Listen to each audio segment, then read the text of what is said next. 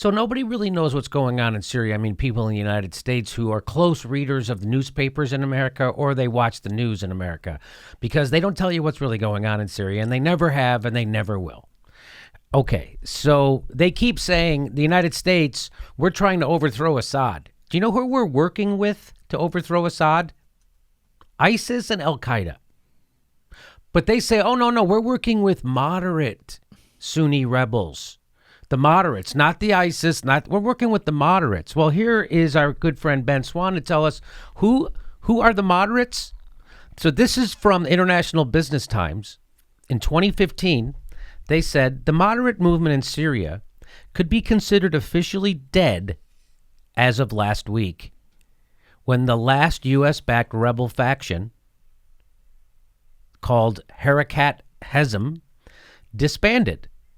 Its members joining extremist groups such as the Nusra Front, the Al-Qaeda offshoot in the country, and some of the men joined a group called the Levant Front, a coalition of rebel militias that also has ties to Al-Qaeda. So that was the International Business Times in 2015 saying there are no more. The last handful of moderate rebels are officially Al-Qaeda in Syria.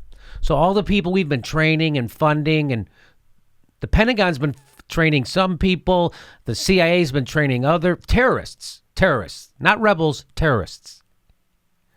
And so just keep that in mind. These are not freedom fighters. Who's in Syria? Al-Qaeda and ISIS. That's who's trying to overthrow Assad at the behest of Qatar and Saudi Arabia, because they want to put a natural gas pipeline through there. Okay, so everybody knows. So let's listen to what Ben has to say. Ben Swan has to say now. To Al-Qaeda. And again, that was 2015. And yet, through 2016, weapons and funding from the West continued. In September of this year, 2016, the U.S. delivered 3,000 tons of weapons and ammo to fighters in Syria, including rocket launchers and anti-tank guided weapon systems. So what you need to know, it is a fact that since 2012, those so-called moderate rebels in Syria have been absorbed into Al-Qaeda groups or pledged allegiance to ISIS. And for the past year, the moderates, they have been gone. So when media only calls these groups freedom fighters, and yet these fighters have pledged themselves to Al-Qaeda and to ISIS, then no, make no mistake, they are not looking to make Syria free. They are looking to enslave it, as they have in so many other places. So why do I show you that? Well, just because people don't know that, but as it relates to what just happened in Raqqa. So they were having an evacuation. So this is from Al Jazeera. The evacuation brokered by government. So they were going to have an evacuation of people in government-held towns who wanted to get out, and people who were in rebel-held towns, they wanted to get out. So they had negotiated, hey, the Syria government, they freed some Al-Qaeda fighters. So this is a big transfer of people, and it was supposed to, be the first step towards peace. And it says the evacuation brokered by government ally Iran and rebel backer Qatar. Oh, the rebel backer? Why the F does Qatar want to overthrow Syria? Qatar and Saudi Arabia? Saudi Arabia, really? The Wahhabis? The people, they care about people? They're upset that Assad's a butcher. Meanwhile, they're dropping cluster bombs on fishing villages in Yemen. Why does Qatar and Saudi Arabia have anything to do? Huh. Oh, that's right. They're Sunnis. And are they funding ISIS and Al-Qaeda? They just might be. So Iran... So you see what's happening, right? This proxy war. No one ever tells you this? Did they tell you this on the news? Have you heard this on the news, Ron, Steph? Have you heard this, that it was Iran and Qatar that had to negotiate? And so what happened? So it was set... So this is before we had the terrorist attack that killed 126 people. So the evacuation brokered by government ally Iran and rebel backer Qatar is set to see more than 30,000 people evacuated over 60 days. This was supposed to be the first step in peace. The only thing I've seen from the corporate media has been the mainstream story. Yeah. So, well, this is so then what happened was there was a big blast. They keep saying that they don't even tell you who, half the reports don't even tell you anybody who did it. Here's the Daily Mail. Innocent children lured to death with crisps. At least 80 children fleeing besieged Syrian towns are killed after approaching suicide car bomb to receive snacks. So there was a suicide car bomb came by, had crackers, crisps. These kids are starving. Says, come get the crisps. So when enough kids came around them, they blew up the car. Who did that? The people we're funding and supporting. That's us. That'd be the United States. That'd be Qatar. That'd be Saudi Arabia. That's who did that. And it's funny, the news reports, nobody's calling for a missile strike over this. Isn't that weird? Well, here's how CNN reported it. Breaking news into CNN, 100 people have died in an attack in Syria. Syria's pro-regime state media says the deadly blast that hit a convoy of buses earlier today was actually disguised as a food truck. Most of those killed were being evacuated from pro-regime towns. Witnesses tell CNN that the evacuations have since resumed. So they don't even tell you who did it. They don't even tell you to be outraged, did they? They even say to be upset. They didn't even say that we're calling for airstrikes to make up for this. You killed how many children? How many children? 80 kids on purpose? They lured them in and blew them up? The people working with the United States did that? Is that what happened? Breaking news. Here's another one. And so you heard they didn't refer to them as ISIS or Al-Qaeda or terrorists or butchers. Did they do that? It's weird they didn't do that, right, Ron? Isn't that weird they didn't do that? They didn't refer to them as butchers? Nope. No reference to butchers. And they didn't even show a picture of any dead kid like they did when they got gas. It's okay to show kids who get killed by gas, but it's not okay to show kids who get killed by a terrorist bomb. Well, the only Donald Trump quote I remember is he was really outraged about the babies being killed. So maybe once they're not babies anymore, he doesn't care. I don't know. Maybe that's what it is. So here's another report from CNN. Kind of a swap. So people will be let go of one besieged town, besieged by rebels. Those two. Besieged by rebels. So this is how CNN describes it. One besieged town, besieged by rebels. Rebels? Or ISIS and al-Nusra? Al-Qaeda, ISIS, terrorists, people who kill kids? Those kind of rebels? You mean people who blow up 80 kids? Those kind of rebels? Towns in the north, Foa and Kafraya, but at the same time, in the south, Madaya and Zabadani, sort of encircled by the regime, they too would be allowed to let some people out. Now, so ISIS and Al-Qaeda are rebels. The Syrian government is the regime. Just so you watch how they talk about this stuff. And they're not outraged at the terrorist butchers who lured children with food and then blew them up.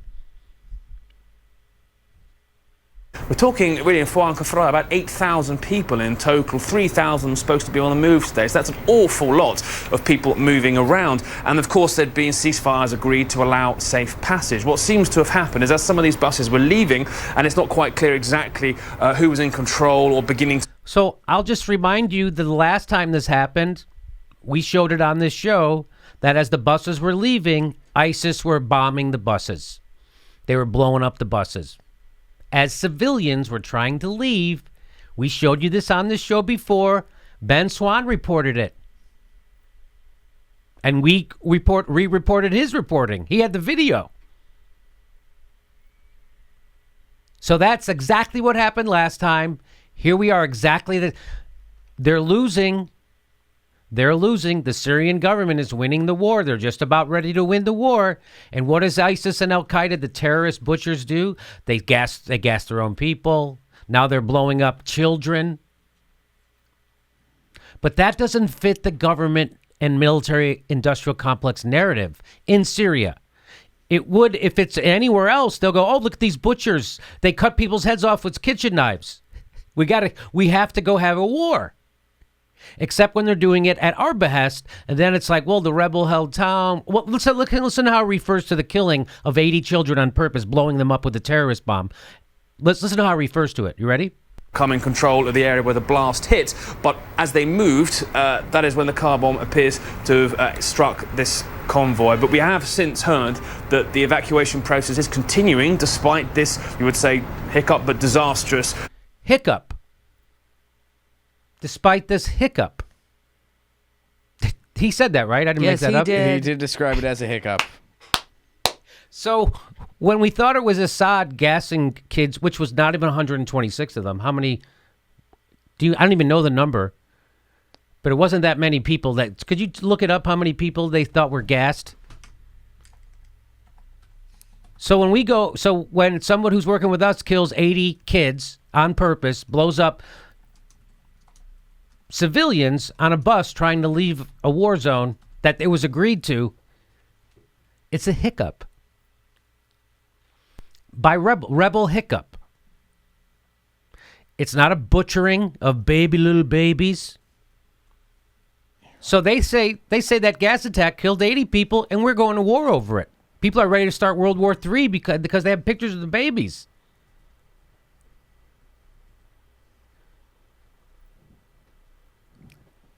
And here we killed 80 babies. Nobody cares. Nobody's calling for a strike.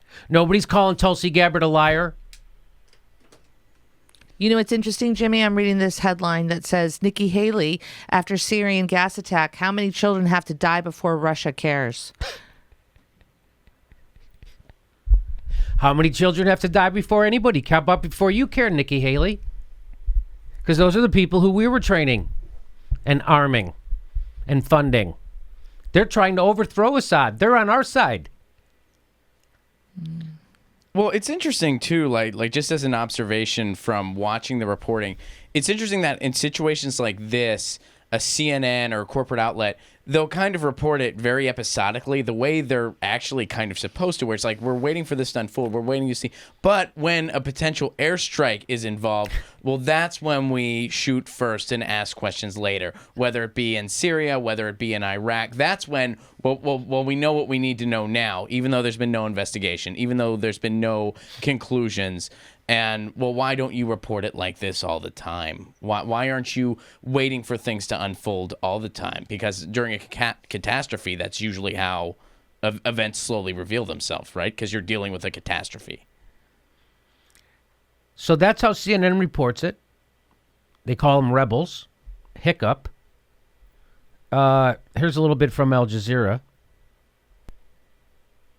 A devastating bomb aimed at people who thought they were heading away from So no, why don't they show this? I haven't seen any of this video on the United States TV. I don't know. I haven't been watching that closely. Have you? Have you seen any of this? Towns to safety. This attack appears not only there's a civilian be aimed at killing and maiming, but also to sabotage an evacuation deal that was meant to save lives. So killing and not only killing and maiming, but sabotaging a peace process that was supposed to save lives. Who did that? Who's sabotaging that? Assad? No. That would be your rebels. And just, here we go. This is from Democracy Now! Syria, 126 civilians killed in a bombing on evacuation bus. The Syrian Observatory for Human Rights says at least 126 people were killed, including 68 children, in a bomb attack targeting a convoy of buses filled with civilians being evacuated from besieged government-held areas near Aleppo.